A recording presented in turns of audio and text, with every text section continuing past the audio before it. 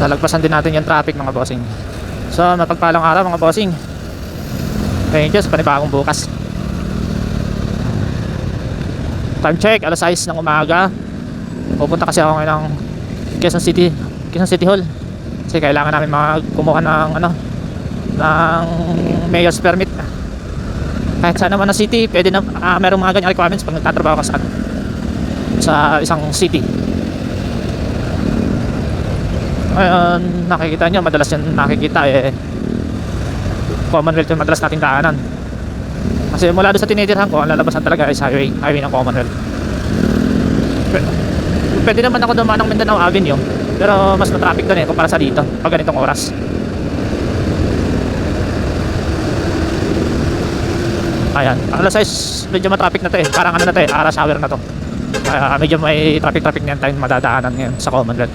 Hindi katulad ng mga nakarang video ko na alas 5 ako ng madaling araw. Madalas ako alas 5 ako madaling araw ako umalis pagpupunta ng Mandaluyong.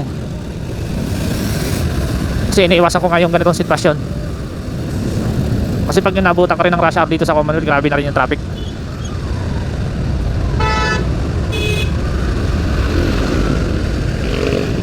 Ayan dati pag alas 5 wala pa masyado to, diba? Sa mga video ko nakaraan. There's rush hour na talaga to. Alas 8 pa naman yung open ng City Hall, so abot na abot pa naman natin. May pasok pa kasi ako mamayang alas 2 ng hapon. Kaya medyo nahihirapan maghanap ng parking lot sa City Hall ng Quezon City. Maraming parking lot po doon, may bayad niya lang. Malog-log pa dito. Tara, samahan nyo na ako mga boss. Ang lamig. Buti may doble akong damit.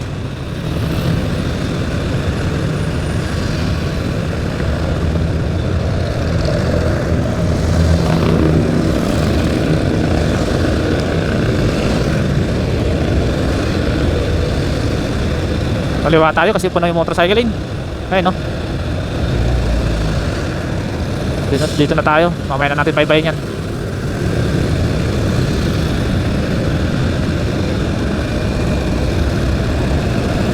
Let's go. Tara. Ayun motorcycle lane punong-puno Hey. Hey.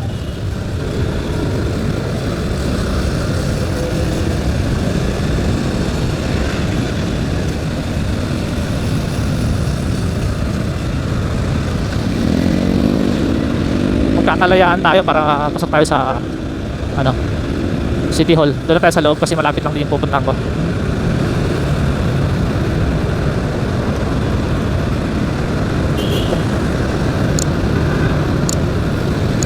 Medyo dikit na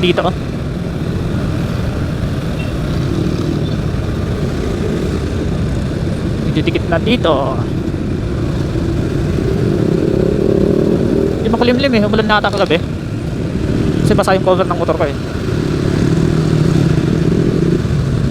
Ito, gusto ko rin sana baybayin itong motorcycle na ito. Basta punong-puno ng sasakyan. Hayaan na natin sila.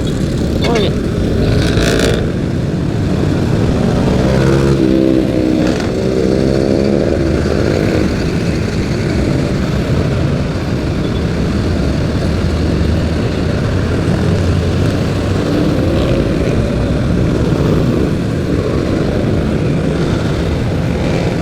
Nawala na tayo sa motorcycle lane.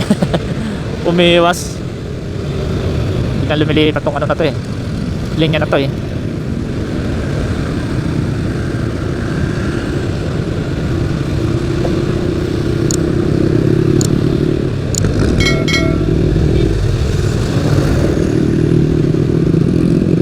XRM.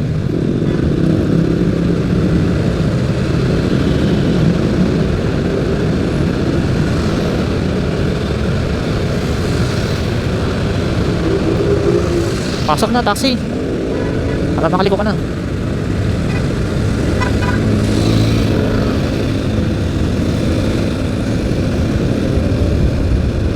Lamig.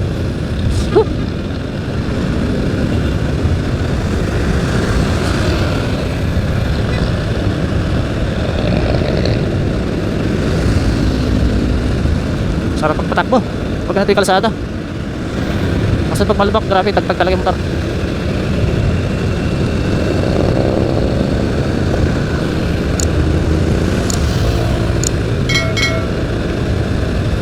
Sa takbo lang, 40 lang tatakbo ko na to, 50. Lamig!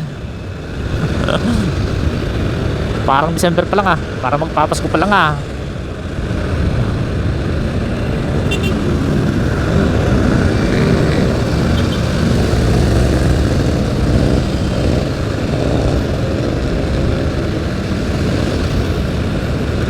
Mafag pa oh, parang fag to eh oh. Lamig. Yeah. Layo ng motorcycle no, dito banda sa mga nasakyan no. Dito na tayo muna. Ayun, ito yung motorcycle natin sa kanan. Puno eh, basta nakabi nyo. Baka may nanguhuli sa dulo, ay. Ayun, biglang umigispak. No?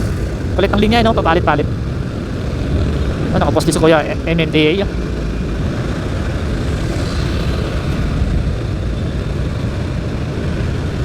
Ano to? Ano yan? Pag mahigpitan yung huli rito, pag lumabas ka talaga ng guhit na nakita ka sa malayo, huli ka talaga eh. Pero mga ganun basta bumabaybay, yung mga sasakyan na bumabaybay ng motorcycle yun. Ay naku talaga, mapapain ako ka na lang talaga.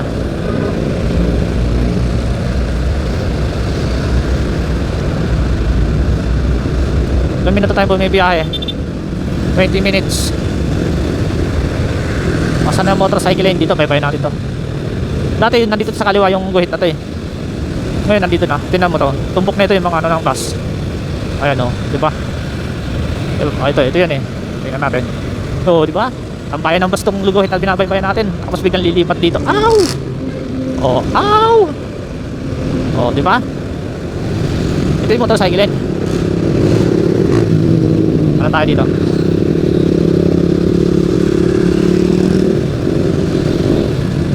Makanda kasi yan dyan eh, sa kabila.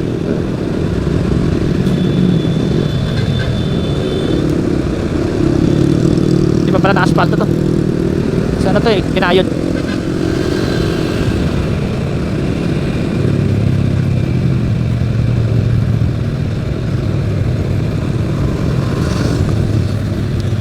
Kulit na itong ano na to, Egypt. Ang kulit mo ha. Ayan o.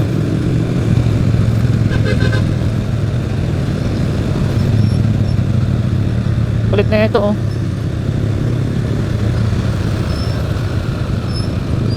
Alerto 24.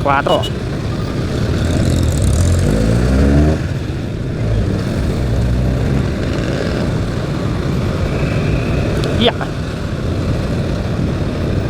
Sige, magunahan na kayo dyan. Relax lang ako dito. Oh, di ba?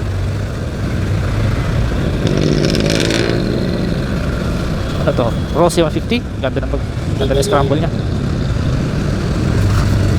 Scramble build. Oh,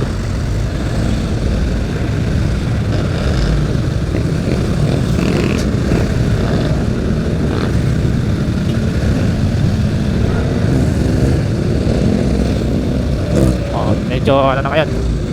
Traffic, malapit na sa circle. Kita na natin yung palasi ng ano, circle tower. Yan. Dito na naman kami. Grabe no, rush hour eh no. Oh, di ba? Kaya pag nag-commute ka ng ganitong oras, naku po, sa mga commuters, agahan nyo yung mga sumasakay ng bus. Kami nga nakamotor, medyo nalilate pa pag traffic. Singit-singit na kami, kahit nangangamoy na kami ng singit, late pa din.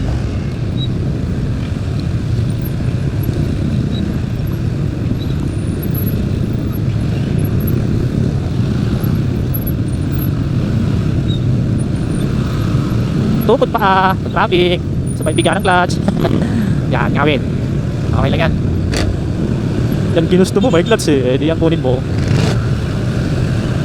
Oh, diba? Medyo lumaglag na. Kakalayaan tayo.